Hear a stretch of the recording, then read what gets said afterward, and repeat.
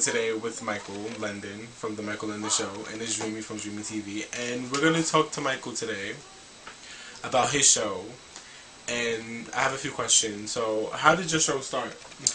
My show started, actually, I was doing a bunch of response videos to different things on the internet in my little happy YouTube family, and I decided to play around and actually do a video where it was talk show setting and whatnot, and I brought that to the church, which is something I'm greatly a part of. That's not a secret.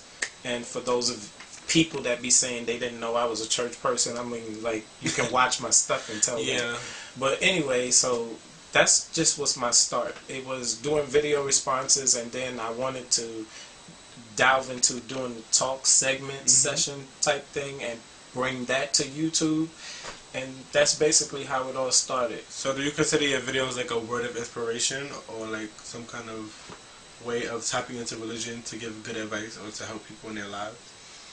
Yes, I would say that I do mix spirituality a lot in my discussions and in a lot of my work. I usually steer away from the dogmatic type of Christianity, which is scripture and verse on you need to do this and thou shalt not. I steer away from that, but I try to provide people with something that is morally stimulating and whatnot, and try to provoke people in the mind frame of thinking right and living right and doing whatever it is to better themselves. Okay, that's great.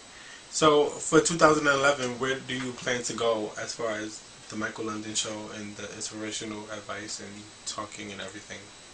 Well, 2008, I did a video that I already put out, which is What I Need From You. If anyone has not seen that, they definitely should check that out. What I Need From You, it talks about what I'm looking for in 2011 as far as season 2 of Michael London goes, which is, just to set the record straight, this is actually season 3 for me. I just dubbed season 2 because I don't have a lot of the first season's work on the internet. Long story short, this year I want to do more live sessions. I want to work with more models with the urban wear clothing line that I have. I also want to do more community awareness sessions, talk about HIV awareness, cancer, sickness, survival stories of different, tragic events. So, yeah. That's great. So, basically, it's like you're basically helping people and helping humanity. So, that's always a plus. So, tell me, in 10 years, where do you see Michael London? Ooh, in 10 years... I want to be in Paris. I want to be in Paris, sipping on some sherry. So stupid. That's what I want to be doing in 10 years from now. Traveling the world, doing a lot more public speaking in and out the church. Yeah.